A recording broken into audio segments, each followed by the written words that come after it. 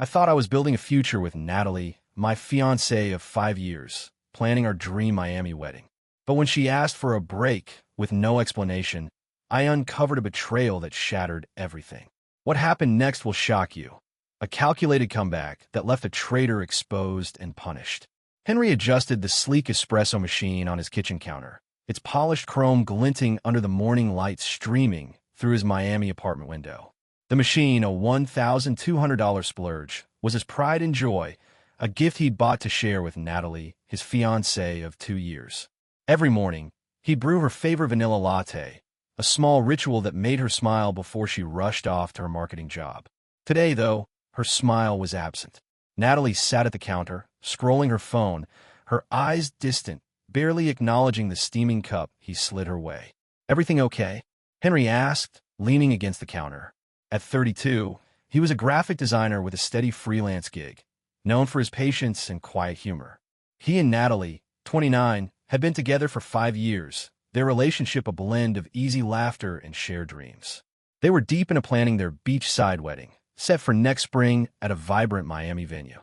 Henry had already dropped $3,500 on a non-refundable deposit for the venue and $1,200 for catering prepayments, all from his personal savings. Natalie set her phone down, her fingers tapping nervously. "Henry, I need to talk to you." Her voice was tight, like she was rehearsing lines. "I need a break. Just some time to clear my head before the wedding." Henry's stomach twisted, but he kept his face calm. "A break? From what exactly?" He leaned forward, searching her eyes for clarity. Natalie had been stressed lately, snapping over small wedding details like table settings or guest lists. He chalked it up to pre-wedding jitters, but this felt different, sharper, more deliberate. "From everything," she said, avoiding his gaze. "The wedding planning, work us. I just need space to think. A few weeks, no contact. I need to be alone with my thoughts." "No contact," Henry repeated, his voice steady but his mind racing. The phrase hit like a warning bell. In their 5 years, Natalie had never asked for anything like this. They'd fought, sure, but always talked it out. This felt like a wall slamming down. "Okay, if that's what you need. How long are we talking?" "A few weeks," she said quickly. "Maybe a month. I'll stay with Carmen for a bit." Carmen, her older sister, lived across town in a condo near South Beach. Natalie stood, already moving toward their bedroom, where she began packing a small duffel bag. Henry watched, his chest tight, as she folded a few essentials. Nothing sentimental, no photos of them, just clothes and her charger. "You're sure about this?" he asked, following her to the doorway. "We can talk. Now whatever's going on, we can figure out together." She shook her head, zipping the bag. "I need this, Henry. Please respect it. No calls, no texts. I'll reach out when I'm ready." She stepped closer, her expression softening for a moment, and kissed his cheek. A quick, impersonal peck. Then she was gone, the apartment door clicking shut behind her. The silence that followed was suffocating. Henry stood frozen, replaying her words. No contact. Space to think. It didn't add up. Natalie wasn't the type to shut him out. She thrived on connection, on late-night talks and share plans.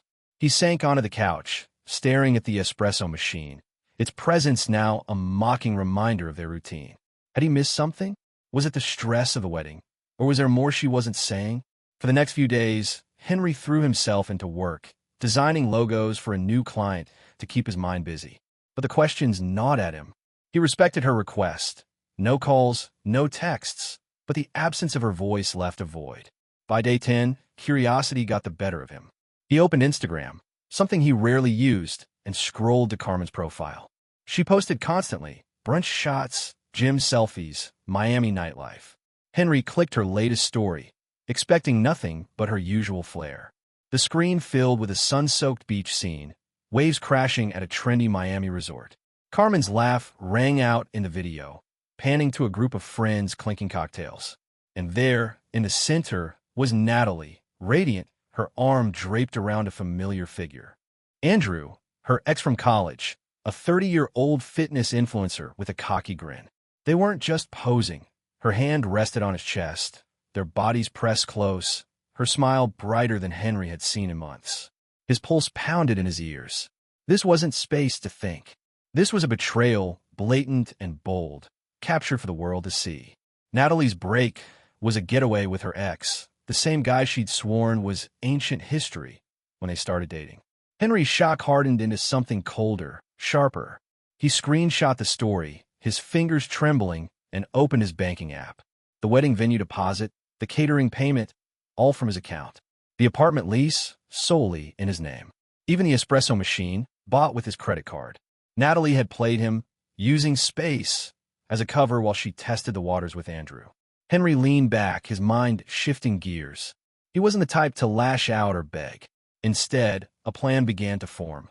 Calm, calculated, and entirely within his control. Natalie wanted a break? Fine. She'd get one, permanently. But first, he'd protect what was his. What happened next will shock you.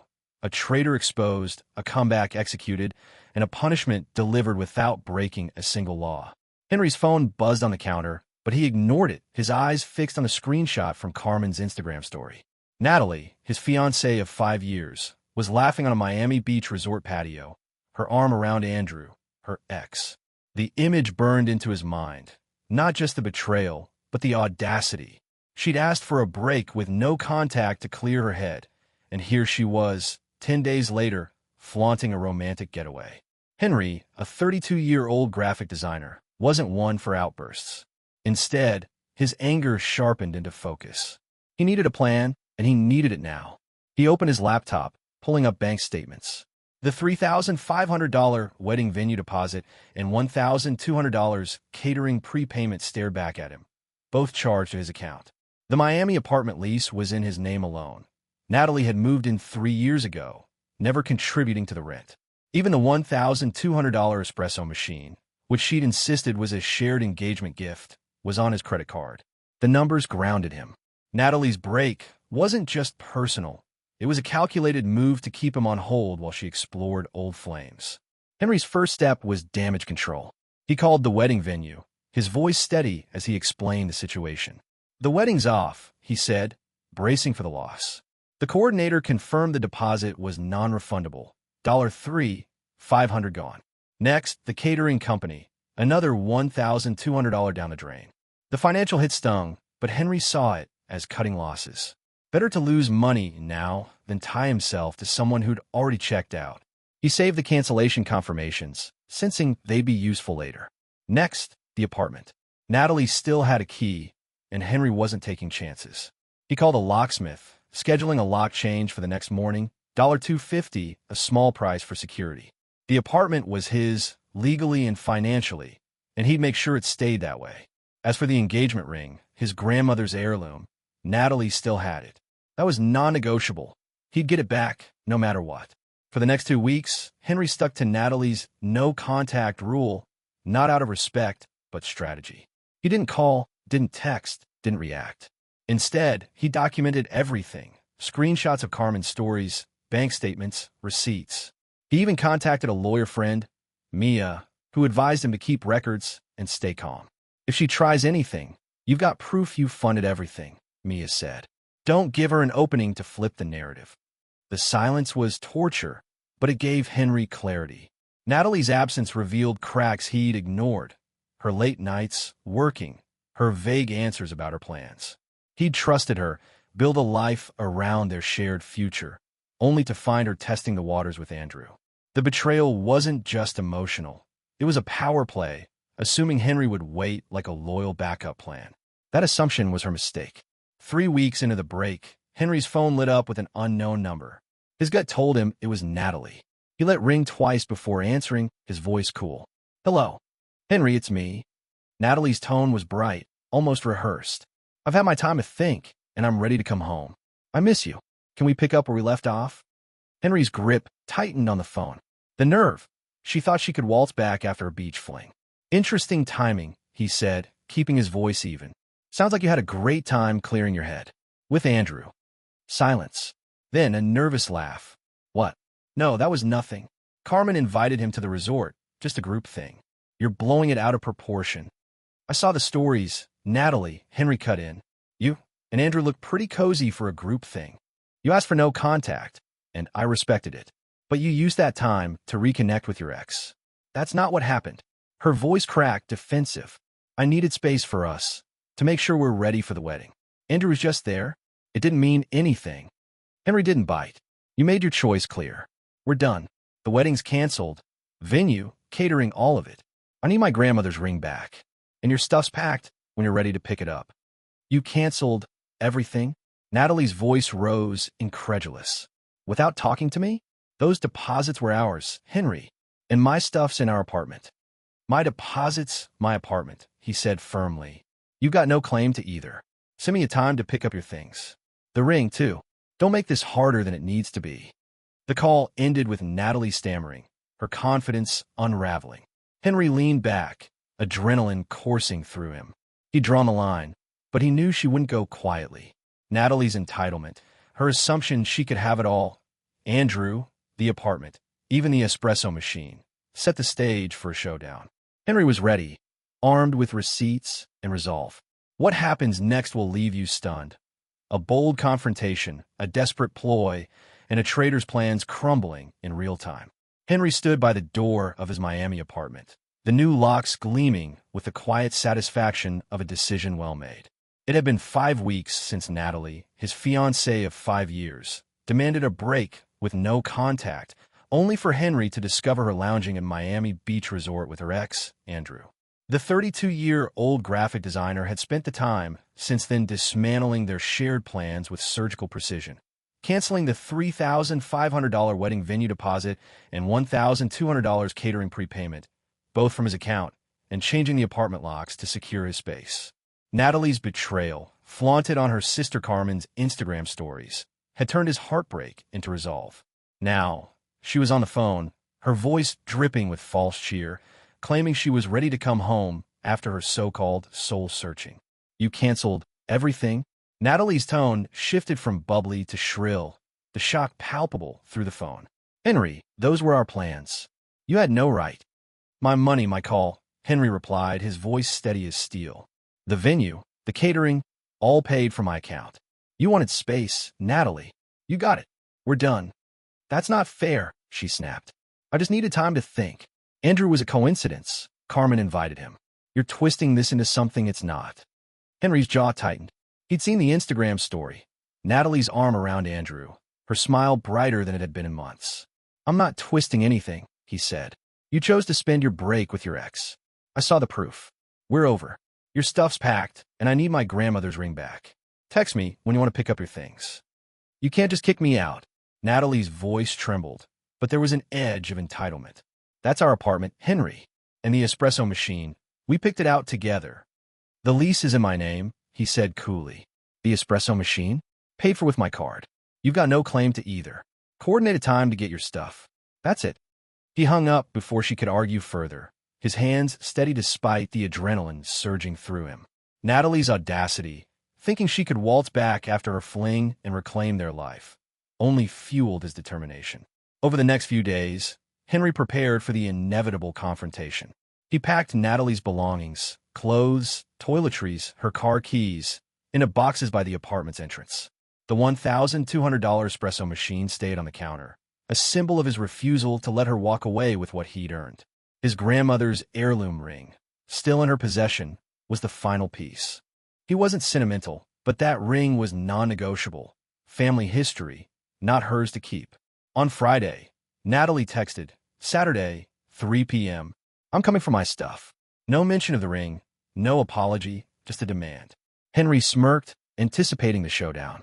He'd consulted his lawyer friend, Mia, who'd reviewed his records, bank statements, receipts, the lease, all confirming his sole ownership. She's got nothing, Mia had said. If she pushes, you're covered. Saturday afternoon, the doorbell rang.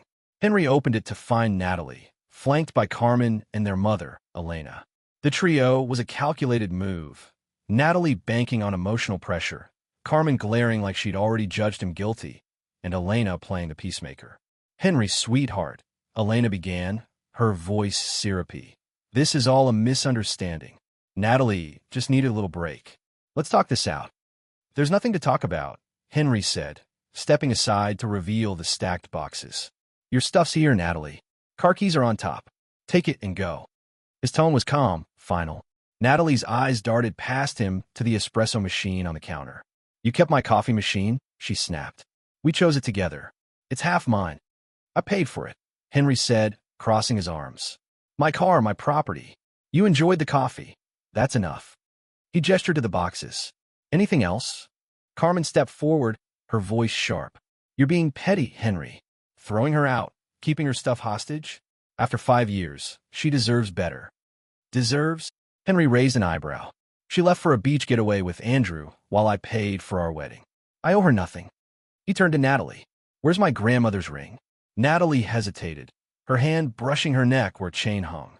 It's safe, she said, evasive. We're not done talking about the apartment or the wedding money. Those were our plans. Paid from my account, Henry countered, pulling out his phone. How about the bank statements? Venue, catering, all me. You want to talk hours? Bring the ring, then we'll talk. Elena tried again, her tone pleading. Henry, please. Natalie, sorry. She made a mistake. You two can work through this. No, Henry said, his voice cutting through her words. She made her choice. I'm done.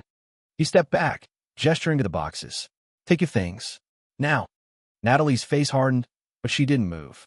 Carmen muttered something under her breath, and Elena sighed, sensing the stalemate. Henry stood firm, knowing this was only the beginning. Natalie wasn't done fighting, but neither was he. What happens next will blow your mind. A desperate ploy unravels, and a traitor's lies crash against cold, hard evidence. Henry stood at the entrance of his Miami apartment. The door opened just enough to reveal the neatly packed boxes containing Natalie's belongings, clothes, toiletries, and the keys to her Fiat, a gift from her parents. The $1,200 espresso machine, which Natalie had boldly claimed as half hers, remained on the counter, a deliberate reminder of what Henry had paid for. 5 weeks ago, Natalie, his fiancée of 5 years, had demanded a break with no contact, only for Henry to discover her cozying up with her ex, Andrew, at a Miami Beach resort through her sister Carmen's Instagram stories. The 32-year-old graphic designer had since canceled their wedding plans, losing $3,500 on the venue and $1,200 on catering, all from his account, and changed the apartment locks to secure his space. Now, Natalie stood before him with Carmen and their mother, Elena, ready to push back. You're really doing this? Natalie said, her voice sharp as she eyed the boxes. Kicking me out, keeping my coffee machine? We built a life together, Henry. Her hand grazed a chain around her neck, where Henry suspected his grandmother's heirloom engagement ring hung. I paid for the machine, Henry said, his tone even but unyielding. The apartment's in my name. The wedding deposits, $4, $700 total, came from my account. You don't get to claim what you didn't contribute to. He gestured to the boxes. Your stuff's there. Car keys on top. Where's my ring? Natalie's eyes narrowed, but Elena stepped in, her voice soft and calculated. Henry, let's be reasonable. Natalie made a mistake. She was overwhelmed, needed space. You two can still fix this. There's no fixing this, Henry replied, his gaze fixed on Natalie. She spent her space with Andrew, her ex, on a beach getaway. I saw the Instagram stories. We're done. He held out his hand. The ring, Natalie. Now. Carmen scoffed, stepping closer. You're acting like she cheated. It was a group trip. Andrew was just there. You're throwing away 5 years over a misunderstanding. Henry pulled out his phone, opening the screenshot of Natalie pressed against Andrew, her smile radiant. This doesn't look like a group trip, he said, holding it up. You asked for no contact, Natalie. I gave it to you. You used it to reconnect with him. That's not a misunderstanding. That's a choice. Natalie's composure cracked, her voice rising. You're blowing this out of proportion, and you had no right to cancel our wedding plans or lock me out of our home. My money, my home, Henry said, unfazed. I've got bank statements to prove it. You want to fight over this? Go ahead. But you're leaving with your boxes, and you're giving me the ring. He stepped aside, leaving the doorway clear. Elena tried again, her tone desperate. Henry, please. Think about what you're doing. Natalie's hurting. You loved each other. Loved, Henry corrected. Past tense. She made her choice when she ran off with Andrew. He looked at Natalie. The ring. Don't make me ask again. Natalie hesitated, then, with a dramatic sigh, unclasped the chain and slid off the ring, his grandmother's heirloom, a simple gold band with a small diamond. She held it out, but as Henry reached for it, she pulled back. What about my things in the bedroom? I left some jewelry, family pieces. I need to check. Henry's eyes narrowed. He'd packed everything carefully, knowing her habits. If it's not in those boxes, it's not here. You didn't leave anything valuable behind when you took your break. Try again. You're stealing from me. Natalie snapped, clutching the ring. Those are my grandmother's earrings. Priceless. I'm not leaving until I look. Then call the cops, Henry said, crossing his arms. Tell them you left priceless jewelry in my apartment after ditching me for your ex. See how that plays out. Carmen grabbed Natalie's arm. Nat, let's just take the boxes and go. This isn't worth it. Elena nodded, her expression resigned, but Natalie stood frozen, her hand still gripping the ring. Finally, she tossed it onto the top box, the metal clinking against her car keys. You'll regret this, Henry, she hissed, grabbing a box. You're throwing everything away. No, Henry said, watching them haul the boxes to the elevator. You did that when you chose Andrew. He shut the door as their murmurs faded, the lock clicking with finality. The ring was back in his possession, the apartment his again. But he knew Natalie wasn't done. Her entitlement, her refusal to accept consequences, meant this was only the prelude to a bigger fight. Hours later, a text from Carmen lit up his phone. You're heartless. Natalie's a wreck. You misjudged everything. Give her the coffee machine, at least. Henry didn't respond. Instead, he emailed his lawyer friend, Mia, attaching the bank statements and cancellation confirmations. She might try something, he wrote. I'm ready. What happens next will leave you speechless. A desperate legal gambit, a web of lies collapsing, and a traitor facing the consequences of her own choices. Henry sat at his desk in his Miami apartment, the weight of the past 5 weeks settling like dust after a storm. The 32-year-old graphic designer had unraveled his fiancée Natalie's betrayal, her break with no contact exposed as a romantic getaway with her ex, Andrew, via her sister Carmen's Instagram stories. He'd acted decisively, canceling their wedding plans at a cost of $3,500 for the venue and $1,200 for catering, all from his account, and securing his apartment with new locks. Natalie's attempt to reclaim their life, demanding the $1,200 espresso machine and even his grandmother's heirloom ring, had been shut down when she retrieved her belongings, flanked by Carmen and their mother, Elena. Now, with the rings safely back in his possession, Henry thought the worst was over. He was wrong. A week after the tense handover, a legal notice arrived. Natalie was suing for emotional distress and shared assets, claiming the wedding deposits and espresso machine as joint property. The audacity floored Henry. She'd orchestrated the betrayal, yet demanded compensation. He forwarded the notice to his lawyer friend, Mia, who laughed over the phone. She's got no case, Mia said. You've got receipts, bank statements, and a lease in your name. Let's bury this. Henry's evidence was airtight. He sent Mia copies of his bank statements showing the $4,700 in wedding expenses came from his account, the lease proving the apartment was his alone, and the credit card statement for the espresso machine. Mia drafted a response, dismantling Natalie's claims. The shared assets didn't exist, as they'd never merged finances, and the emotional distress was laughable given Natalie's beach fling with Andrew. Her actions caused the cancellation, Mia wrote. If anyone's distressed, it's Henry, but he's not suing. She hinted at countersuing for Henry's legal fees if Natalie pushed further. The legal back and forth lasted weeks, each of Natalie's demands met with Mia's sharp rebuttals. Finally, Natalie's lawyer sent a flustered letter, conceding the claims lacked merit. Mia's final response was a masterpiece.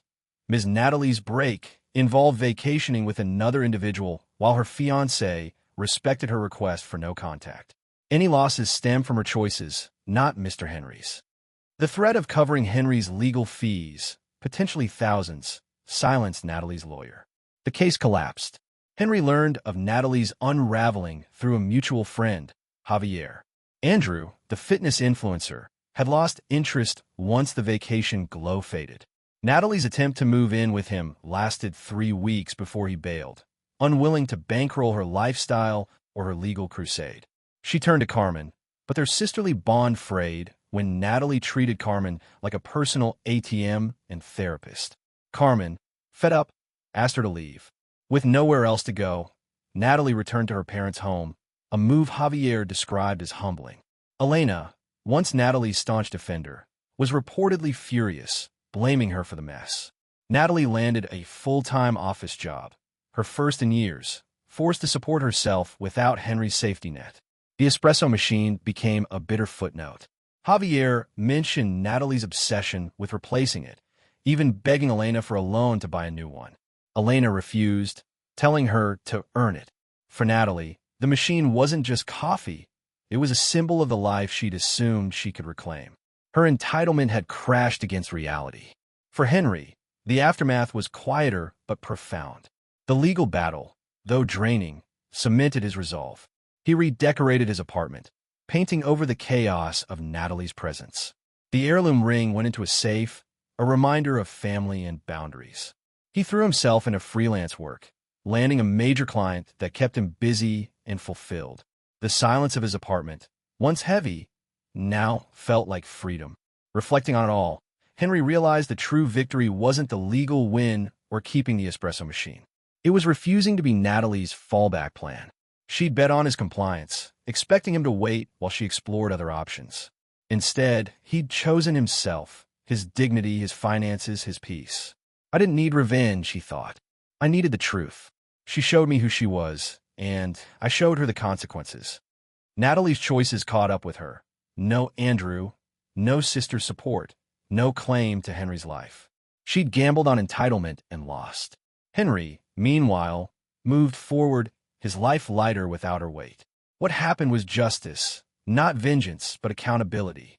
A traitor's lies crumbled, and a man reclaimed his future, stronger than before.